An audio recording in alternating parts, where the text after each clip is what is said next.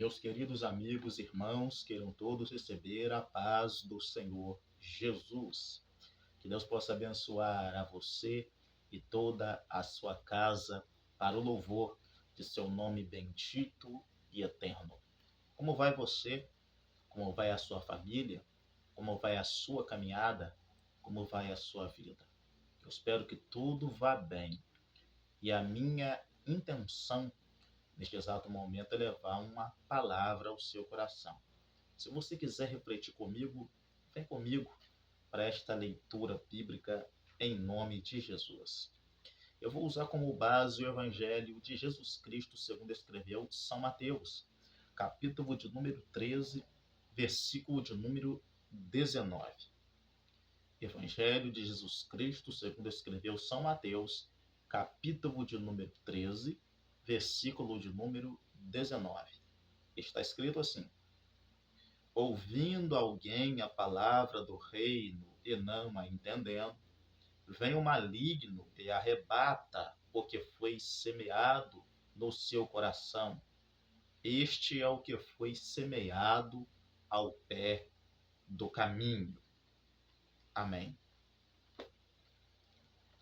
A Bíblia Sagrada, no Novo Testamento, foi escrito em grego. E a palavra transliterada para o nosso idioma, para arrebatamento, seria harpazo no grego. Harpazo no grego, traduzido para nós, para a nossa língua português, Brasil, significa arrebatar. E aqui nós encontramos exatamente esta palavra do grego, harpazo. Esta palavra indica um rapto, um arranque abrupto, uma retirada de um certo local. Seria como um roubo, algo que acontece de maneira muito rápida. E também indica um tirar com força. Indica agilidade e rapidez no tirar.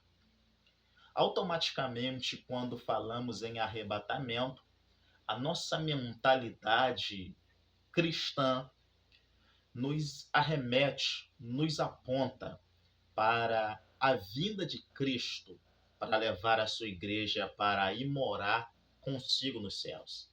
De fato, ele nos fez esta promessa. Ele disse: eu vou preparar lugar. Crede em Deus e crede também em mim. Na casa do meu pai há muitas moradas. Se não fosse assim, eu vou-lo teria dito. Vou preparar lugar. Vou preparar lugar. E quando eu for e vos preparar lugar, eu virei outra vez e vos levarei para mim mesmo. Esta é uma palavra que indica o arrebatamento da igreja, essa saída desta vida terrena para uma vida celestial, para viver para sempre com Cristo. Uma retirada deste mundo de ilusão, de tristeza, de angústias, de mortes, de percas, para uma vida gloriosa, para uma vida de paz, para uma vida de alegria, para uma vida de gozo abundante. Arrebatamento. Todavia, quando nós analisamos com um pouco mais de precisão os textos da Bíblia Sagrada, esta mentalidade de que a palavra harpazo, que é arrebatar, ou arrebatamento, ou tirar, ou retirar com rapidez, ou rápido, ou roubo, com violência, com força, essa mentalidade ela acaba se expandindo, eu posso assim dizer. E nós percebemos que esta palavra não se prende, não se restringe a apenas o contexto do arrebatamento. E é justamente em cima desta palavra que eu gostaria de ministrar ao seu coração sobre o seguinte tema: se participarmos de dois, não participaremos dos quatro. Se participarmos de dois, não participaremos dos quatro. Aqui nós encontramos o exemplo disto.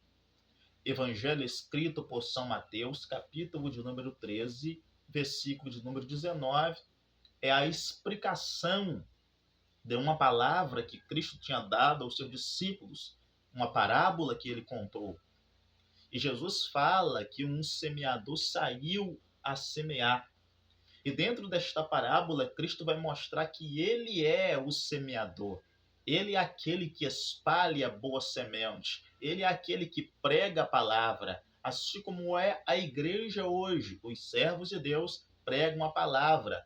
E no versículo de número 19, ele diz que aquele que ouve a palavra e não entende, esta pessoa, ela é roubada pelo maligno.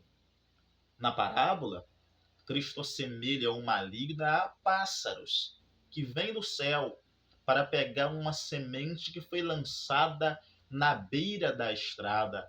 E esses pássaros, eles roubam com rapidez. Eles são ágeis. Eles vêm de maneira rápida e eles roubam a semente, não permitindo com que ela germine, com que ela possa se desenvolver, com que ela possa crescer, com que ela possa expandir. E Cristo diz que Satanás age da mesma forma, arrebatando do coração das pessoas a boa mensagem, arrebatando do coração do ouvinte a palavra de Deus.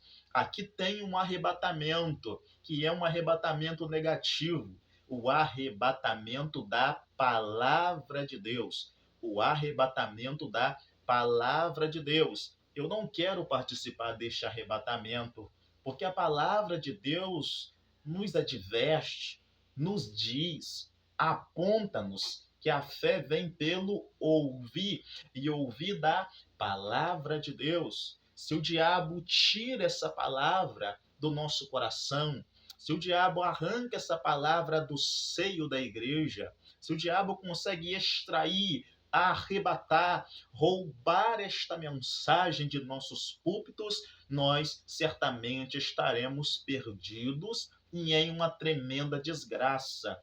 O diabo tenta roubar o tempo da mensagem. E por incrível que pareça, para nossa tristeza, existem muitos dirigentes que são guiados por Satanás. Você tem percebido isto? Você vê que há tempo para praticamente tudo a igreja, canta quarteto, canta dueto, canta a dupla, o coral feminino, o masculino, o das crianças, há coreografias, todavia, na hora da mensagem, apenas 10 minutos, apenas 15 minutos. E eles têm ainda a cara de pau de dizer, vamos agora para o momento mais importante do culto. Horas. Se fosse de fato o momento mais importante, como eles estão dizendo, ou se pelo menos considerassem tal momento importante, indispensável, não deveriam eles dar um pouco mais de tempo para a exposição da mensagem bíblica? Percebam, por gentileza, que quanto mais o tempo passa, menos de Bíblia nós temos nos cultos. O tempo passa e vai se trazendo para o meio do povo, para o seio da igreja, muitos atrativos, entretanto a palavra vai ficando para segundo plano. A palavra tem sido lançada ao lado, a palavra tem sido desprezada. As pessoas não têm dado o devido crédito à mensagem do Evangelho. E isso indica que o diabo está arrebatando a mensagem do coração do povo. Pensando sobre este mesmo tema, sobre a pessoa não compreender a mensagem, poderíamos aqui nos perguntar o porquê das pessoas não terem fé, não desenvolverem uma fé sadia, uma fé sobrenatural, uma fé fundamentada na palavra de Deus. Porque o diabo tem tanta facilidade em roubar do coração do povo a boa mensagem do Evangelho.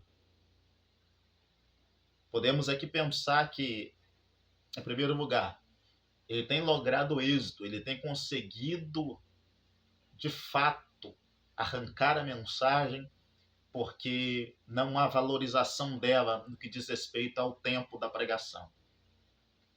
O tempo da pregação é muito pouco. O tempo da pregação tem sido o mínimo dos mínimos, se é que eu poderia assim expressar. Tem tempo para tudo, menos para a palavra de Deus. E uma igreja sem palavra é uma igreja fadada ao fracasso. Como que uma igreja que se diz noiva de Cristo não gostaria de ouvir a sua voz? Quem ama gosta de ouvir a voz da pessoa amada. Quem ama tem prazer em ouvir a voz da pessoa amada. Quem ama quer proximidade. Quem ama quer comunhão. Quem ama quer conversa. Quem ama quer conversação. Quem ama quer intimidade. Então, o tempo da palavra tem sido mínimo. E se o tempo da palavra é pouco, isso dificulta para o ouvinte de entender a mensagem, dificulta no aprendizado da igreja, porque o tempo é pouco. Com pouco tempo não dá para se explicar tantas coisas. Com pouco tempo não se dá para trazer profundidade. O povo jamais vai conseguir ter aí um pouquinho do vislumbre do amor de Deus, qual a altura, a profundidade, a largura do amor de Deus. Jamais vão conseguir se o tempo da Bíblia nos nossos cultos é negligenciado, é deixado de lado.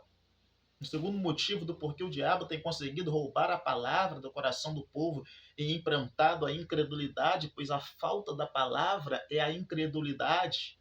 Ela se impregna, ela faz morada no nosso interior, no nosso ser. Porque o diabo tem conseguido? Porque os pregadores não se capacitam. Não há uma preparação prévia. Não há uma preparação digna, verdadeira. Rouba-se uma mensagem do outro. Gasta seu tempo com tudo e com todos, menos com a leitura bíblica para ter o que colocar diante da igreja. A Bíblia nos chama de dispenseiros dos mistérios de Deus, como pregadores. Um bom pregador precisa ter dispensa cheia para ter o que colocar na mesa para o povo comer. A mesa só será farta se nós dedicarmos o nosso tempo à leitura bíblica, à oração, a uma consagração genuína, verdadeira, profunda. Só assim traremos profundidade para os púlpitos. Um terceiro motivo para que mostra-nos e que explica o fato do diabo estar conseguindo arrancar a fé das pessoas da igreja, tem conseguido lograr êxito nos seus intentos, é que há muito ruído no culto. O pregador está pregando e há muita conversa. Não há uma atenção voltada para o ministro. Eu me lembro de ler esse mesmo texto, falando sobre o arrebatamento da igreja, e perguntar à igreja quem é que quer participar deste arrebatamento. E a maioria disse eu. Disse amém. A pergunta que eu te faço é, eles estavam atentos à leitura que eu fiz? Eles prestaram atenção na leitura que eu fiz? Óbvio que não. Estavam dispersos. Havia muito ruído, muito burburinho, muita conversa, muita falação no culto. E no momento mais importante do mesmo, o momento da leitura da palavra, o momento de uma exposição da bendita palavra de Deus. Não adianta.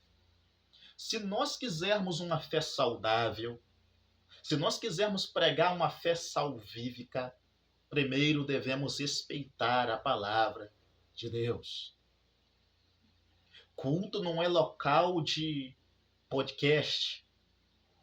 Culto não é local de conversação. do que diz respeito à multidão que ali está um para com o outro na hora da mensagem. É bom a confraternização entre os irmãos, entretanto, não deveria sê-lo no momento da mensagem. O momento da mensagem é uma parte crucial, é o momento que Deus vai falar conosco. Nos louvores, na adoração, nós estamos entregando a Deus aquilo que temos, aquilo que está em nosso interior. Mas no momento da palavra, é Deus que está nos entregando aquilo que vem do seu coração para o nosso coração. Você percebe aí que, como as pessoas não estão dando o devido crédito à mensagem, estão conversando ao longo da pregação, o diabo tem conseguido roubar a mensagem do coração do povo. Ainda o outro motivo do porquê o diabo tem conseguido roubar a mensagem do coração do povo é a falta de comunicação pastoral. Pastores não estão avisando aos seus obreiros, aos seus pregadores, que eles irão ministrar a palavra do Senhor no culto. Mas quando é um pregador de fora, logo se avisa que vai pregar. Avisa uma semana antes, 4 dias antes. Mas se é um pregador da casa, quer avisar no dia do culto. E olhe lá se avisa. Às vezes toma o microfone, prega aí. Eu sei que o obreiro, o bom obreiro deve estar preparado para pregar, preparado para anunciar o bom discurso, a mensagem bíblica, a mensagem de Cristo Jesus. Mas eu acho que é falta de ética não comunicar ao pregador, porque se comunicar ao pregador com antecedência, o que ele vai fazer? Ele vai jejuar em cima disto, ele vai orar em cima disto, ele vai ter propósito em cima disto, ele vai pedir uma palavra revelada de Deus para que ele possa alimentar o rebanho de Cristo. O diabo tem roubado a mensagem, e este é um arrebatamento ruim. Você pode repetir comigo onde você está? No 3. 1, 2, 3. Não queremos o arrebatamento da palavra. Não queremos o arrebatamento da palavra. Porque este é um arrebatamento produzido pelo diabo em nossos corações. Há ainda um segundo arrebatamento de aspecto negativo na Bíblia Sagrada. Ele está descrito lá no Evangelho de Jesus Cristo, segundo escreveu São João, no capítulo de número 6, no versículo de número 15. Jesus, após ter multiplicado 5 pães e 2 pequenos peixes, ele é preso pela multidão. A multidão o cerca e queriam torná-lo rei à força. A Bíblia diz que queriam arrebatá-lo para fazê-lo rei. O povo estava meio que dizendo assim: as lideranças atuais não prestam. Jesus presta. Herodes não presta. Pilatos não presta. César não presta. Quem presta é Jesus. Quem tem que governar é Jesus. Quem tem que comandar é Jesus. E eles queriam colocar Jesus sobre um ombro e sair gritando mito, mito, mito, mito. Mas Jesus não quis. Porque Jesus já tinha no coração a mensagem muito clara do propósito para o qual ele veio à Terra. Ele não veio para fazer a vontade da multidão, ele veio fazer a vontade do Pai. Jesus disse: eu não vim para ser servido, eu vim para servir. Ele não veio como um leão que aponta para a imponência, que aponta para potência, para força, para poderio, para a realeza, para a altivez, para poder. Ele veio como cordeiro, que aponta para a mansidão. Jesus não quis o arrebatamento da multidão, porque a multidão queria arrastá-lo para longe do propósito de Deus. E existe uma multidão lá fora que quer tirar-nos do propósito do Pai Celestial. Existe uma multidão que quer nos influenciar negativamente. Eu sei que nós somos chamados para influenciar. Nós somos chamados para brilhar em um mundo de trevas. A Bíblia diz: não se acende uma lâmpada e se esconde debaixo da cama, mas coloca-se no telhado, no teto da casa, para iluminar a todos. Não pode se esconder em uma cidade no alto de um monte. A nossa luz tem que brilhar aos homens que estão em trevas. Jesus brilhou. A Bíblia diz que o povo que estava em trevas e na sombra da morte viram uma grande luz, a luz de Cristo, a luz da boa nova do Evangelho, a palavra de salvação. Nós precisamos influenciar, nós precisamos brilhar, mas a que preço vem este brilho? A que preço vem esta fama? Porque nós temos visto muitos cristãos que já negaram a Cristo. Tudo para conseguir patrocínio, tudo para conseguir os aplausos, tudo para conseguir alguma coisa benéfica do mundo, conseguir dinheiro, conseguir contratos, conseguir uma adulação das pessoas e negam a Cristo e abandonam a fé. Alguns distorcem verdades basilares da Bíblia Sagrada, verdades, doutrinas basilares da fé. Mas quando não tinham a fama que possuem hoje, eram humildes. Seguiam a Bíblia com vontade, com amor, com inteireza de alma, de espírito. Adoravam a Deus de todo o entendimento, de toda a sua força, de todo o seu coração. Hoje já não o fazem. Porque cresceram um pouco. Porque se iludiram com a multidão. Jesus jamais se iludiu com a multidão. O diabo mostrou que tinha poder sobre a multidão, que tinha poder sobre o mundo, e entenda mundo como um sistema anti-Deus, como um sistema anti-evangelho, como um sistema anti-ágape, anti o amor divino, anti o amor celestial, contrário às verdades bíblicas. O diabo levou Jesus até um alto monte, e mostrando todos os reinos e a sua glória, as pessoas, a fama, o dinheiro, o glamour, os aplausos. Disse: tudo isto eu te darei, se prostrado me adorares. Qual foi a resposta de Cristo? Vai-te, Satanás, porque só o Senhor Deus adorarás e só a Ele servirás. Mas não é isso que a multidão tem dito. Não é isso que as pessoas que desejam a fama têm dito quando são confrontadas pela multidão. Confrontadas no sentido de tentar atraí-las para lá, para o mundo. Falando ainda neste sentido da multidão que deseja nos atrair, uma outra maneira que essa multidão age, tenta nos arrebatar das mãos de Deus, são as críticas, são os apontamentos. Eles dizem: por que você está na igreja? Por que você veste uma roupa tão cafona? Eles gritam para as mulheres, gritam para as moças: se eu fosse você e se eu tivesse um corpo desse, eu não vestiria essa roupa. Eu não usaria este tipo de vestido. Eu encurtaria ele. Eu tirava fotos de biquíni, de costa e postava no Instagram. Se eu tivesse o corpo que você tem, eu fazia isso e aquilo.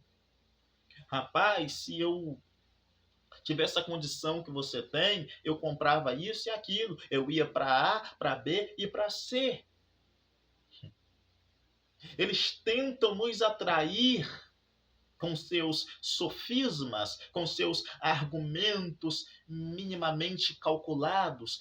até parecem verdades à primeira vista, até podem iludir a um e a outro. Todavia, quem tem a mensagem de Cristo gravada na tábua do coração não irá se iludir.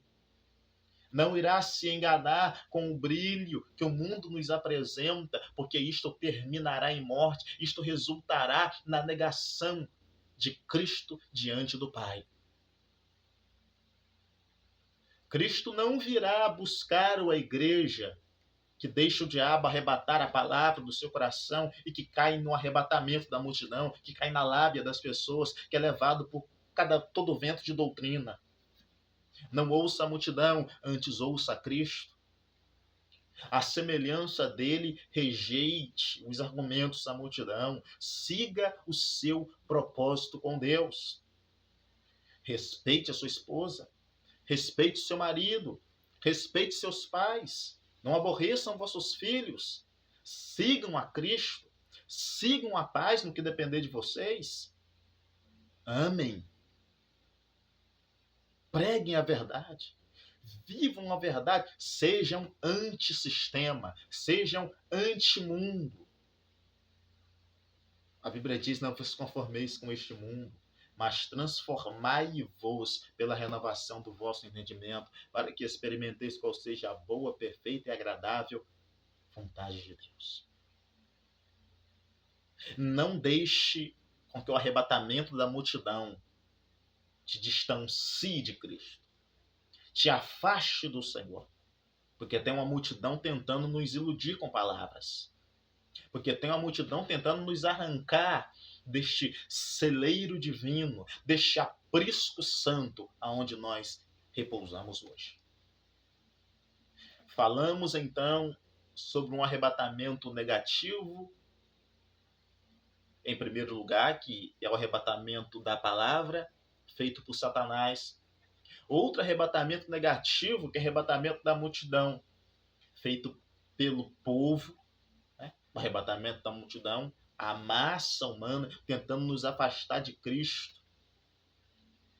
Como eu disse, eles usam argumentos, às vezes querem nos atrair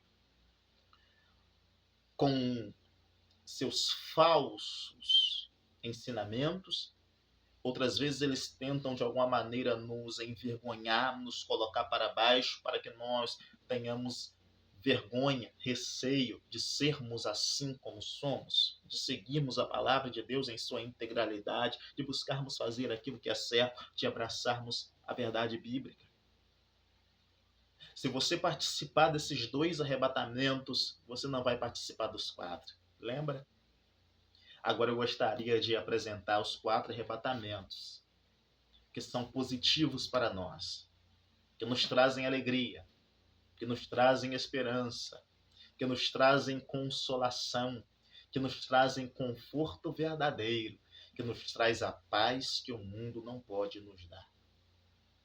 Primeiro arrebatamento negativo ou positivo, aliás, falamos sobre 2 negativos, falamos agora sobre 4 positivos. O primeiro arrebatamento positivo está descrito lá no livro de Atos dos Apóstolos, capítulo de número 23, versículo de número 10.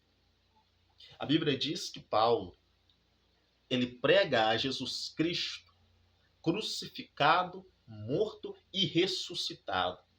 E de repente, uma grande multidão se reúne, dentre elas, quem encabeçava esta reunião eram os saduceus e os fariseus, 2 seitas da época, que eram completamente opostas e contrárias ao evangelho que Cristo pregou.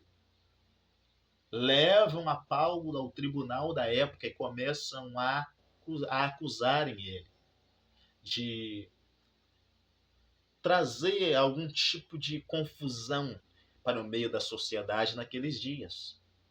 Paulo faz a sua defesa. Paulo prega a sua conversão. Paulo prega a sua mudança. Paulo fala do seu encontro com Cristo. Paulo fala sobre a morte de Cristo e a sua ressurreição. E aí, Paulo deixa 2 grupos em confronto. Porque os saduceus afirmam que não existe ressurreição de mortos. Já os fariseus consideravam uma e outra coisa, ou seja, acreditavam que existia a ressurreição de mortos. E aí a briga começa, a discussão começa, mas dentro daquela discussão eles novamente se unem e vão para cima de Paulo para pegá-lo pelos braços e levá-lo até a morte dentro do tribunal. Mas o tribuno manda os seus homens, seus soldados, pegarem Paulo do meio da multidão e arrebatarem ele da fúria daquela grande massa humana. E eles assim o fazem. Esse aqui é o arrebatamento do livramento. Deus usa o tribuno, afinal de contas, Deus usa as coisas que não são para confundir as que são. Deus usa o tribuno para arrebatar Paulo do meio da multidão ensandecida que procuravam matá-lo. Isto aqui é um arrebatamento de livramento. Quantas vezes Deus tem nos arrebatado da boca da morte? Tem nos arrebatado da bala perdida? Tem nos arrebatado no leito da enfermidade? Tem nos arrebatado de um carro batido, de uma queda, de uma cabeça ferida, quebrada, de um crânio esmagado? Quantas vezes Ele tem nos arrebatado? Quantas vezes Ele tem nos livrado? Quantas vezes Ele tem nos arrancado de determinadas situações que nos levariam a sequelas, a danos irreversíveis e até, por fim, a morte. Deus tem nos livrado. O Salmo 127, a palavra diz que se o Senhor não guardar a cidade, em vão vigia a sentinela. Se o Senhor não edificar a cidade, em vão trabalham os que a edificam. Você vê que se investe em tantas coisas, nesse afã, nesse desejo de estar protegido, de estar blindado contra tudo e todos. É uma época de criminalidade. É uma época em que os assaltos e os roubos têm aumentado exponencialmente. As pessoas investem em cães de guarda, elas investem em arame farpado, elas investem em cerca elétrica, elas investem em câmeras de segurança, elas investem em alarmes, em portões blindados, em carros blindados. Elas investem em tantas e tantas coisas e, no fim, quem determina se vive ou morre é Deus. Se o Senhor não vigiar a cidade, em vão vigia a sentinela. Talvez o bandido não entre nesta casa toda murada, toda protegida, com todos esses aparatos que trazem algum tipo de segurança aos residentes da mesma, mas um pequeno mosquito entra. Um engasgo com um arroz, um feijão, pode levar a pessoa à morte. Um deslize enquanto limpa a casa pode levar a pessoa a óbito. Se quisermos estarmos protegidos, nós devemos confiar apenas no Senhor. Não me interprete mal. Você deve cuidar da sua segurança. Você deve cuidar da segurança da tua família, da tua vida, dos seus. Entretanto, não deixe de confiar em Deus. Não deixe de colocar toda a sua esperança no Senhor, porque dele vêm os livramentos. E assim como Deus livrou a Paulo, Ele tem nos livrado também de tantas e tantas coisas. De inúmeras situações Ele tem nos arrancado, nos arrebatado. Você pensa que aquela bala, ela não te atingiu por sorte? Você acha mesmo que aquela enfermidade, ela saiu simplesmente porque o remédio que o farmacêutico receitou era bom, era excelente? Nada contra a medicina, mas você acha mesmo isso? Deus livrou você. Deus guardou você. Deus cercou você com o seu amor, com seus laços de misericórdia e sustentou você. A Bíblia diz que o anjo do Senhor acampa ao redor daqueles que temem o nome de Deus e os livra do mal. Quantos livramentos Deus te deu? Às vezes o Senhor nos dá livramentos que nós nem imaginamos que temos recebido. Ele nos livra da seta, ele nos livra da peste perniciosa, ele nos livra do dardo inflamado, ele nos livra dos ataques de Satanás, do homem mau, do homem sanguinário, do corrupto. Ele tem nos guardado, ele tem nos colocado debaixo de sua sombra e ali nós estamos seguros. Agradecemos, pois, ao Senhor pelos seus livramentos, pela sua boa palavra que nos sustenta, pela sua mão onipotente que nos livra do laço do passarinheiro. Oh, Deus tem nos guardado. Nós temos andado por ruas, nós temos passado por vales e ali a mão de Deus tem nos acompanhado. A mão de Deus ali tem nos livrado. A mão de Deus ali tem nos protegido. Ele tem nos guardado como menina dos teus olhos. E aquele que nos guarda não tosquenejará, não cochilará o guarda de Israel. Esse é o nosso Deus. A minha oração é que Deus continue colocando sobre você um arrebatamento livracional. Ele livra você de todos os males que Satanás queira impor sobre a sua vida, em nome de Jesus.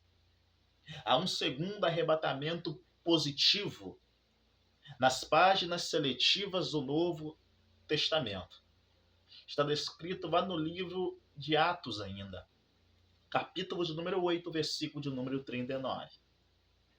Ali nós vemos Felipe descendo na estrada de Jerusalém que dava para Gaza. Essa estrada estava deserta, mas de repente passava por ali um homem, eunuco da rainha Cândace, da Etiópia. E ele lia uma passagem bíblica no livro de Isaías, que dizia respeito a Jesus Cristo, ovelha, cordeiro, que foi levado mudo aos seus tosqueadores, e não abriu a sua boca para dizer mal algum. Não se achou na sua língua pecado nem acusação contra os seus contradizentes, contra seus algozes. E Felipe vai correndo ao lado do carro e pergunta ao eunuco: entendes o que leis?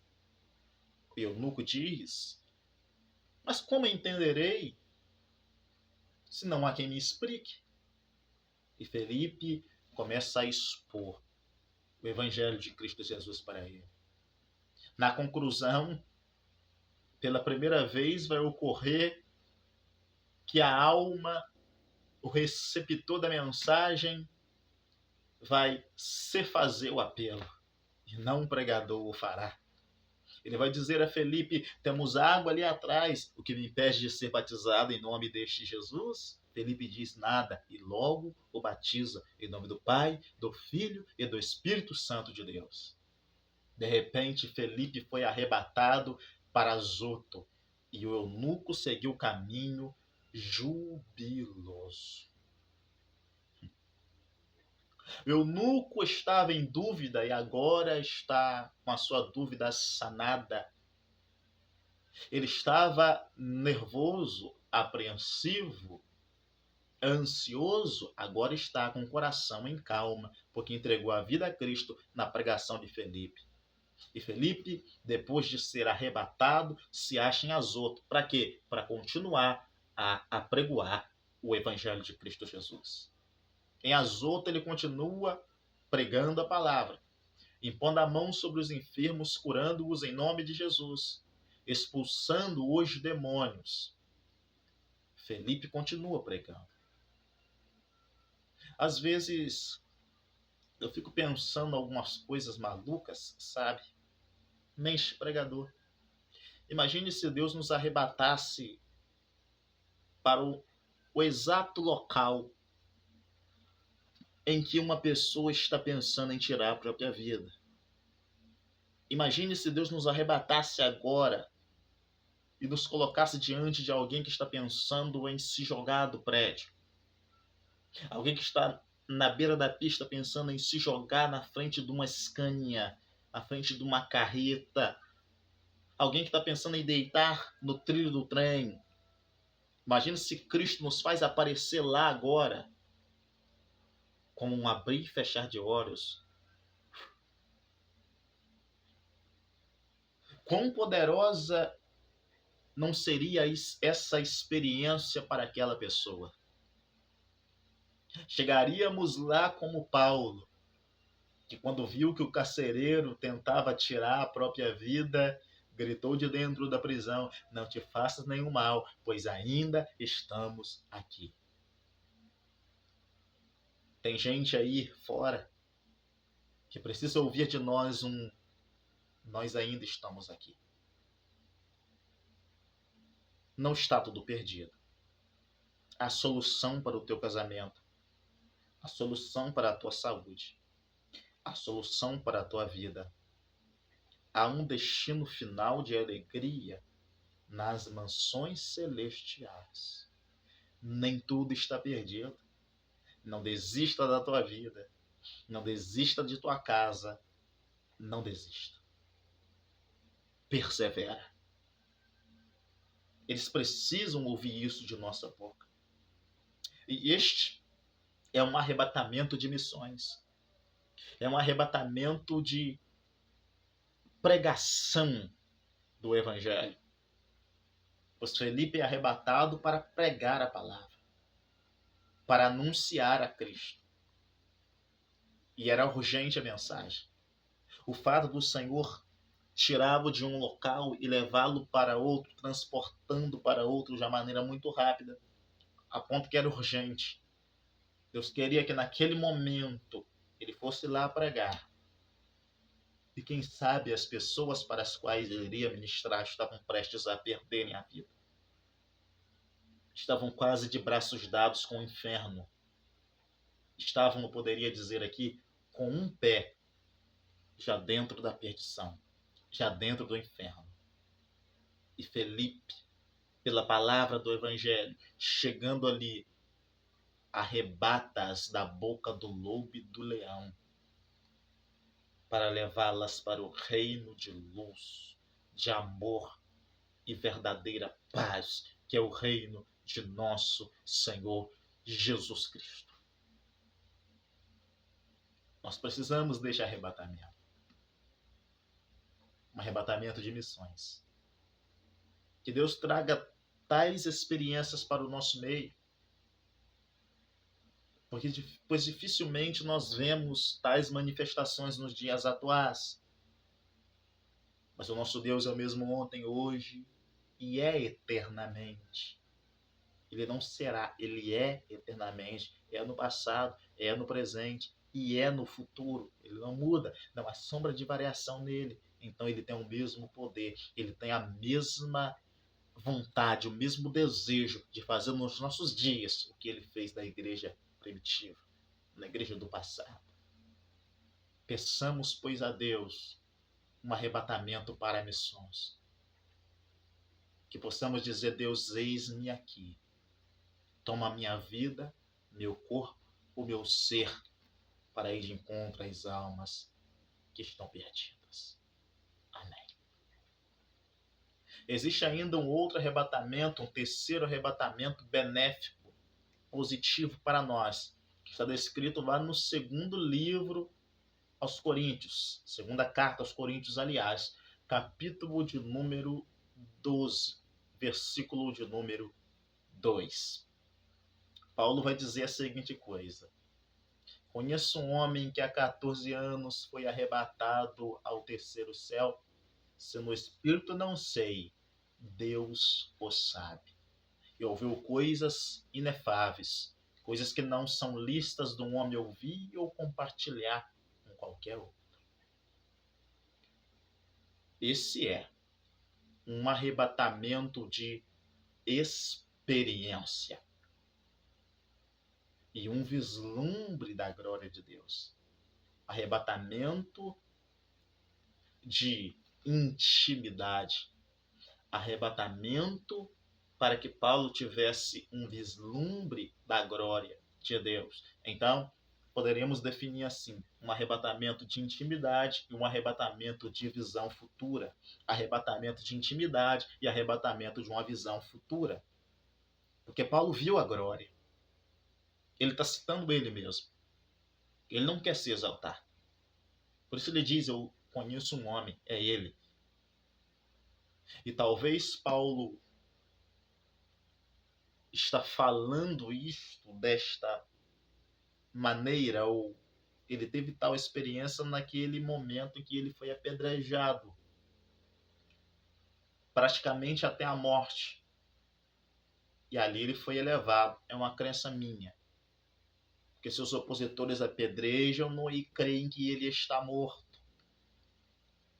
Mas ele é elevado, ele é arrebatado, ele tem um arrebatamento de sentidos. E ele chega na glória e ele vê. Imagine a contemplação da glória. Ele disse que ele viu coisas tão maravilhosas, tão lindas, tão belas, que ele não poderia dividir com as pessoas daqui da terra, porque talvez elas colocariam numa camisa de força e diriam: você delira, Paulo. Você está maluco. Paulo viu a glória de Deus. Paulo viu o santuário do Eterno. João também viu. Eu também quero ver. Esse é o desejo de todo cristão verdadeiro. Ver a glória. Deus estava dando um gostinho a Paulo do que estava preparado para ele da eternidade. Por isso que em certo momento Paulo vai dizer a seguinte coisa: o meu desejo é estar eternamente com Cristo, o que para mim é muito melhor. Sabe o que é isso? Paulo está dizendo: eu quero morrer logo para estar com Cristo.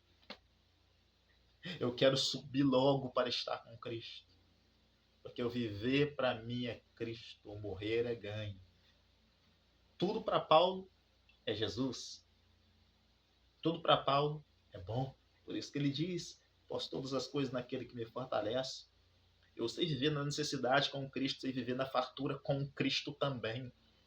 Sei viver com roupa boa, roupa de marca com Cristo, mas sei viver com a roupa rasgada com Cristo também. Jesus mostra a glória para ele. Mostrou também para João.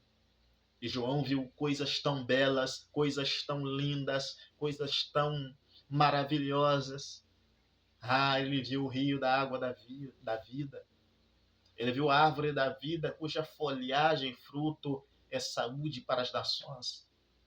Ele viu os 24 anciãos que tiram a coroa da cabeça e colocam aos pés do Senhor. Depois se prostram, tiram a coroa, colocam na cabeça, tiram da cabeça e colocam aos pés do Senhor. Tiram dos pés do Senhor e colocam na cabeça, tiram da cabeça e colocam aos pés do Senhor, e vão repetindo. Ele viu os serafins que sobrevoavam o trono celestial e diziam: santo, santo, santo é o Senhor, e toda a terra está cheia da sua glória. Ele viu tudo isto e muito mais. E a visão foi tão linda. Era tão maravilhoso estar lá, porque eles tinham ouvido do Senhor: sobe cá. Que quando ele volta deste arrebatamento de sentidos, João já volta dizendo: Maranata, Maranata, Maranata, Maranata, ora vem, Senhor Jesus. E esse hora aqui não é de horário, é hora. É que indica um desejo de que Jesus venha logo. Era tão bom estar lá que João está dizendo: vem logo, Jesus. Vem logo, porque eu não suporto ficar nesta terra. Eu não quero estar nessa terra de pecados, eu não quero viver neste corpo podre. Eu quero que este corpo seja transformado em corpo de glória, porque eu não suporto mais brigar com a minha carne. Ele está dizendo: eu queria ficar ali, eu queria morar ali, eu queria permanecer aí, eu não queria voltar. de tão bom que era o céu, de tão maravilhoso que era estar ali, de tão linda que era a visão da glória celestial. Que ele diz: Maranata, Maranata, ora vem, Senhor Jesus. Um anelo, um desejo, uma vontade, um anseio incandescente no coração de estar com Jesus para sempre. Você quer experiências com Deus? Você quer este arrebatamento de intimidade, de proximidade, um arrebatamento que traz a contemplação da glória de Deus? Você já teve tal experiência? Você já foi arrebatado no Espírito? Deus já fez isso em você? Nós precisamos desejar as coisas que são do alto. Nós precisamos desejar que essas manifestações sejam uma realidade em nosso meio, sejam verdade no seio da igreja, da atualidade. Nós precisamos disso. Nós precisamos de experiências sobrenaturais com o Senhor. Chega de contar testemunho de A, de B e de C, contar a experiência de A, de B e de C, o milagre de A, de B ou de C, visão de fulano, de cicrano, de bertano. Não, Deus quer usar você. Deus quer usar você, Deus quer arrebatar você e te mostrar coisas belíssimas. Clama a mim, responder-te-ei e anunciar-te-ei coisas grandes e firmes que não sabes. Deus quer envolver você nos mistérios dele. E ele quer fazer você contemplar coisas grandiosas da sua presença. Mas me permita, desde já, deixar por avisado: a quem muito é dado, muito também será cobrado. Uma vida de experiências sobrenaturais com Deus verdadeiras exige de nós também um conhecimento do que pode acontecer, do que pode trazer consigo estas experiências com Deus. No versículo de número 6, capítulo de número 12, dessa segunda carta aos Coríntios, escrita por Paulo, Paulo vai dizer: e para que eu não me exaltasse pelas excelências das revelações, foi-me dado um espinho na carne, um mensageiro do diabo que me esbofeteava. E ele clamava a Deus, pedindo graça. Experiências sobrenaturais, experiências com o Espírito trará consigo um espinho na carne, trará consigo dores na bagagem, trará consigo necessidades para o nosso corpo, para a nossa alma. Todavia, assim como o Senhor disse para Paulo no versículo de número 9, ele diz para você, ele diz para mim: a minha graça te basta, pois o meu poder se aperfeiçoa na sua fraqueza. Tem espinho, mas tem graça. Tem renúncia, mas tem graça. Tem dores, mas tem graça. Tem falta, mas tem graça. Tem afronta, mas tem graça. Tem contemplação de glória. Tem a unção do Espírito Santo de Deus sobre nós. Meus amados, eu gostaria de concluir aqui, por último e não menos importante, o quarto arrebatamento bíblico dentro desta mensagem que eu ministro ao seu coração e que é positivo, está descrito lá em 2 Tessalonicenses. 1 Tessalonicenses, aliás, capítulo de número 4, versículo de número 16, 17 em diante, eu faço questão de ler convosco. Vamos lá? Primeira carta aos Tessalonicenses, capítulo de número 1, capítulo 4, aliás, glória a Deus.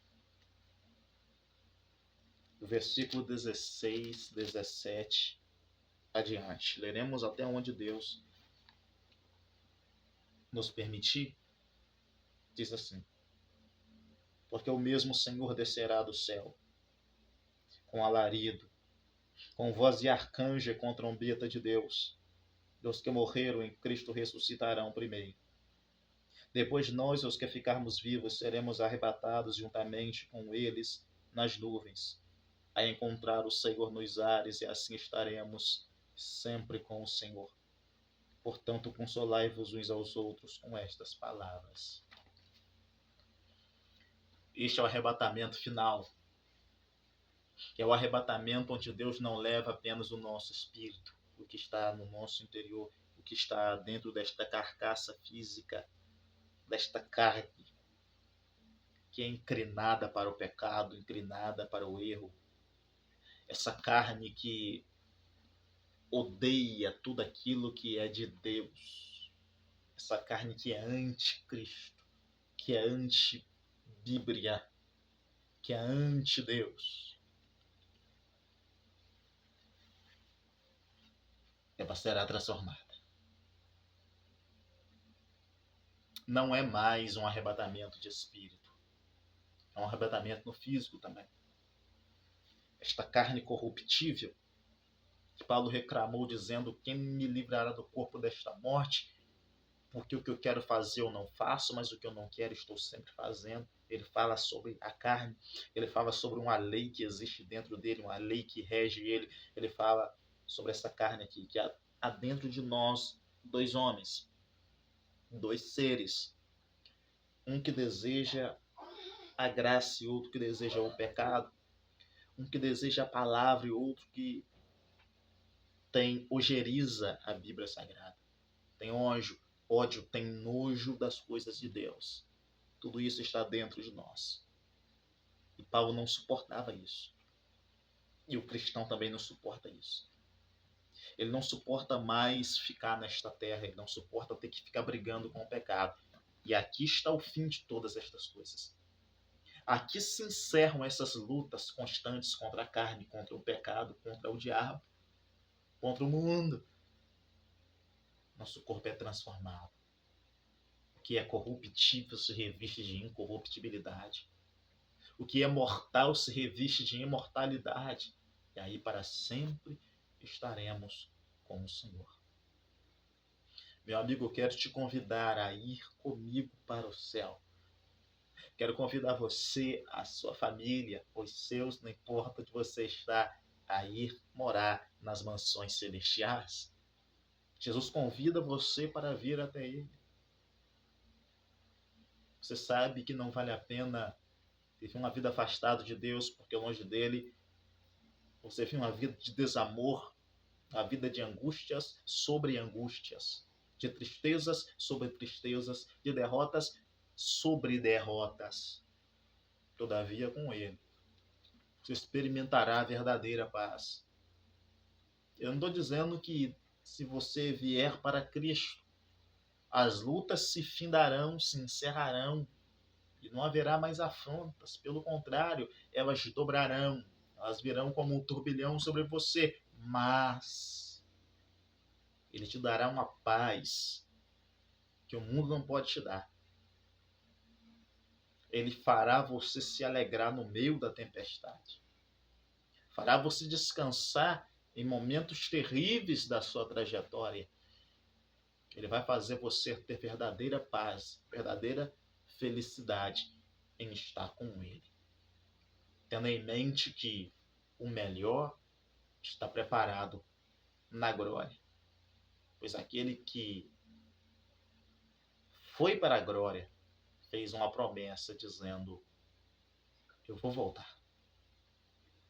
Quando Jesus subiu no alto do monte junto com seus discípulos e ali ele foi assunto aos céus, ele transfigurou-se e foi se elevando ao céu. Os anjos disseram aos seus discípulos, varões galileus, porque estáis aí olhando para o céu, este mesmo Jesus que agora viste subir, ele mesmo um dia descerá. Jesus vai voltar. O teu nome precisa estar escrito no livro que ele tem guardado. Entregue a sua vida ao Senhor hoje. Recomece a sua trajetória. Não deixe o diabo continuar roubando você, roubando a comunhão, roubando a palavra, roubando de você o melhor de Deus. Venha para Cristo e experimente o que é verdadeira felicidade. Provai e vede que o Senhor é bom. Vamos orar? Recapitulando, antes da oração, não participe do arrebatamento da palavra, não deixe o diabo roubar a palavra do teu coração. Não participe do arrebatamento da multidão. A multidão quer te afastar de Cristo, quer te tirar das mãos do Senhor. Mas participe dos outros 4 arrebatamentos. Arrebatamento do livramento, arrebatamento das missões, o arrebatamento da experiência, dos deslumbres da glória e o arrebatamento final. O Senhor vai nos tirar daqui antes que a grande tribulação estoure e o homem da iniquidade, que é o anticristo, seja revelado. Aqui haverá dor, destruição, agonia, sofrimento inimaginável. Mas aqueles que servem Cristo voarão como águias, encontrar-se-ão com Cristo dos ares, nas nuvens, e para sempre estarão com Ele em plena luz. Curva a cabeça, por favor. Oremos ao Senhor. Senhor Deus e Pai, muito obrigado pela exposição de Sua palavra. Convença os indecisos, leve-os a tomar uma decisão por Ti, a abraçar a Tua palavra de fato, a seguir ao Senhor e servi-lo com todo o seu coração. Em nome de Jesus, grava a palavra da tábua do coração de cada um. É o que eu te peço e agradeço. Em nome de Jesus. Amém e amém. Que Deus abençoe você. Que Deus abençoe a sua casa. O meu muito obrigado pela paciência e pela audiência. Até uma próxima. Querendo Deus.